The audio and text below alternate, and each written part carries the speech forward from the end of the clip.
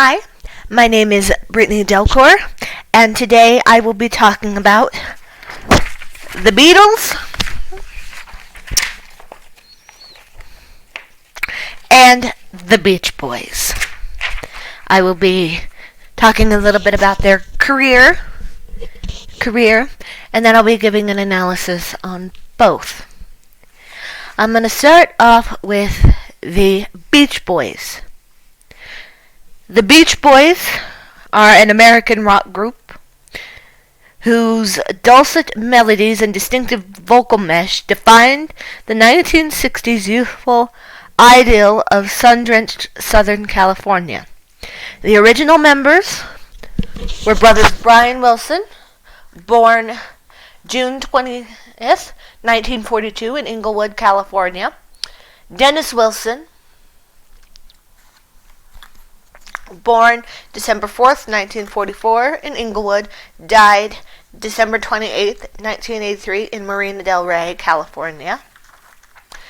And Carl Wilson, born December 21st, 1946 in Los Angeles and died February 26th in Los Angeles.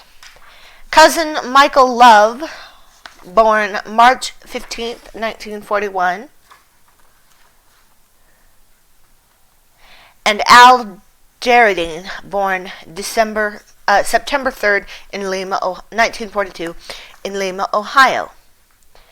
Initially perceived as a opponent pop act, celebrants of the surfing and hot rod culture of the Los Angeles basin during the 1960s, the Beach Boys and lead singer, bassist, producer Brian Wilson later gained greater respect as muses of post-World War II American suburban angst. Notwithstanding sales of 70 million albums, their greatest achievement was their ability to express the bittersweet middle-class aspirations of those who had participated in America's great internal westward movement in the 1920s. The Beach Boys extolled the promise of a fragile California dream that their parents had struggled to sustain.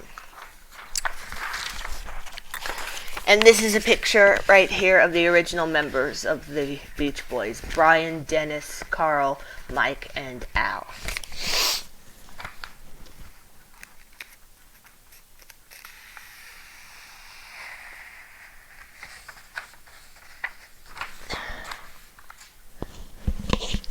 Growing up in the Los Angeles suburb of Hawthorne, the Wilson brothers were encouraged by their parents to explore music. Their father, Murray, operated a small machinery shop, but he was also a songwriter. While still teenagers, Brian, drummer Dennis, and guitarist Carl joined with their cousin Love. Mike Love is their cousin, and friends Geraldine and Marks to write and perform pop music in the alloyed spirit of Chuck Berry and the harmony-driven Four Freshmen and Four Peps.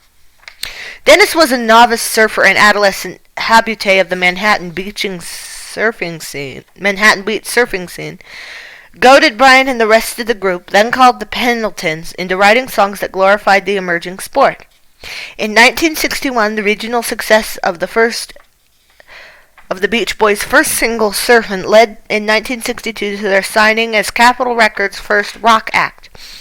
Brian's latent ambitions as a pop composer were unleashed. For years, he would write almost all the group songs, often with collaborators, most frequently Mike Love, period. The Beach Boys soon appeared on Billboard's U.S. singles chart, which odes to cars and surfing as 409 and Surfin' Safari, while their debut album reached number 14 after the commercial triumph of the following album and single, Surfin' USA, in 1963, the year in which Al Jardine, who got back from school, replaced his replacement,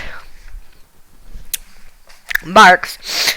Brian consumed complete artistic control. Their next album, Surfer Girl, was a landmark for the unheard of studio autonomy he secured from Capitol as a writer, arranger, and producer. Redolent of the Four Freshmen, but actually inspired by When You Wish Upon a Star from Walt Disney's 1940 film Pinocchio, the title track combined a childlike yearning with sophisticated pop ponence. Like his hero, pioneering producer Phil Spector, the eccentric Brian proved gifted at crafting electric arrangements with crispy advocate rock power. For example, the songs Little Do Scoop, Fun Fun Fun, I Get Around, and Don't Worry Baby.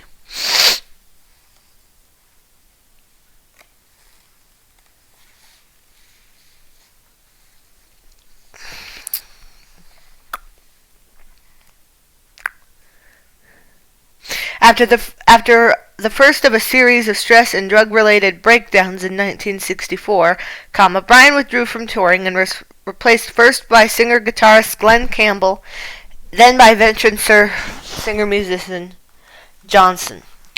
Brian focused thereafter on the Beach Boys' studio output, surpassing all of his role models with his band's masterwork Pet Sounds, which came out in 1966. Fun fact about Pet Sounds. After Pet Sounds was released, the Beatles, specifically Paul McCartney, and I'll talk about that when I get to the Beatles, but Paul McCartney was inspired to make an album that was similar to Pet Sounds, and in 1969, the Beatles released Sgt. Pepper's Lonely Hearts Club Band.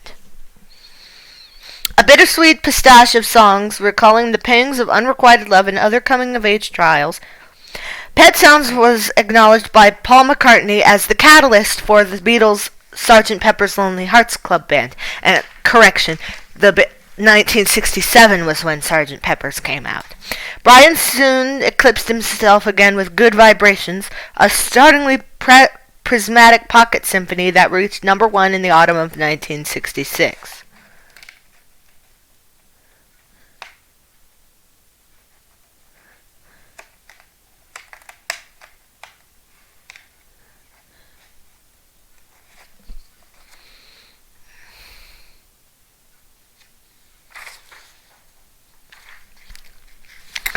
Now on to the Beatles. The Beatles, formerly called the Quarrymen or the Silver Beatles, by name the Fab Four, were a British musical quartet and global connoisseur for the hopes and dreams of a generation that came of age in the 1960s. The principal members were John Lennon, Paul McCartney, George Harrison, and Ringo Starr. Other early members included Stuart Sutcliffe and Pete Best.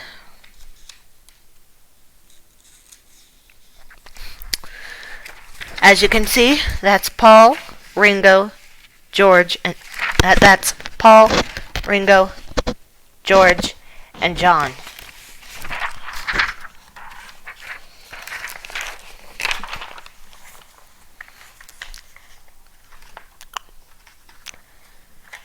Formed around the nucleus of Lennon and McCartney, who first performed together in Liverpool in 1957, the group grew out of a shared enthusiasm for American rock and roll.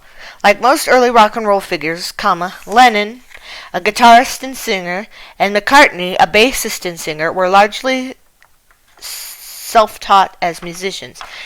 Precocious composers, they gathered around themselves a changing cast of accompanists, adding, by 1957, George Harrison, a lead guitarist, and then in 1960, for several formative months, Sutcliffe, a promising young painter who brought into the band a brooding sense of bohemian style. After dabbing in skiffle, a jaunty sort of folk music popular in Britain in the late 1950s, and assuming several different names, the Quarrymen, the Silver Beatles, and finally the Beatles, the band added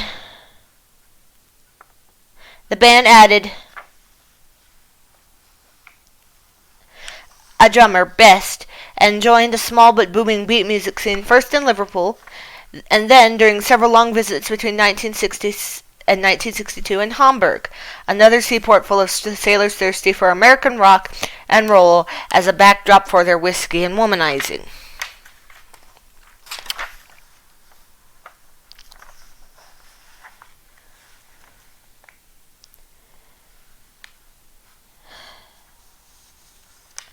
The man in charge of their career at Parlophone Records was Sir George Martin, a classically trained musician who from the start put his stamp on the Beatles, first by suggesting the band hire a more polished drummer, and then by rearranging their second recorded song and first big British hit, changing it from a slow dirge into an up-tempo romp. And here's another picture of the Beatles, George, Ringo, Paul, and John.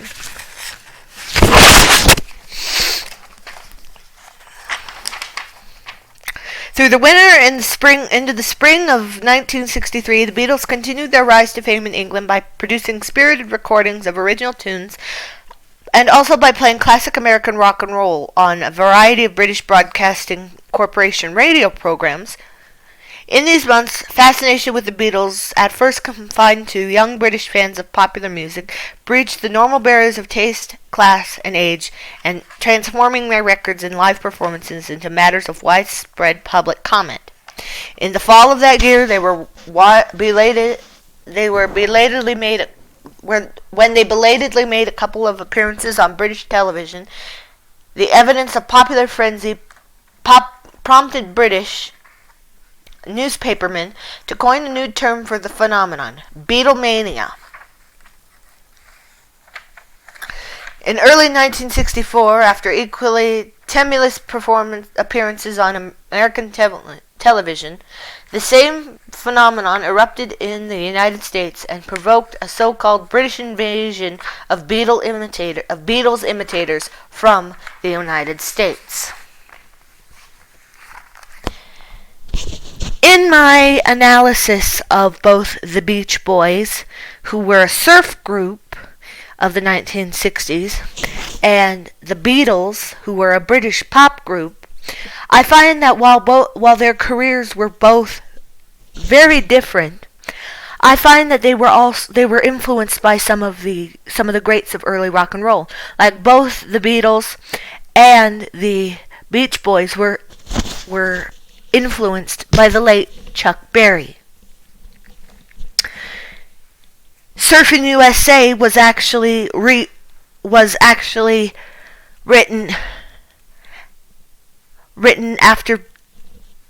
by Brian Wilson in the tune of Berry's Sweet Little 16. Sweet Little 16. And the Beatles covered Berry's rock and roll music in 1964. In conclusion, I believe that both the Beatles and the Beach Boys, while being two very different careers, had a strong impact on American popular music and the history of rock and roll.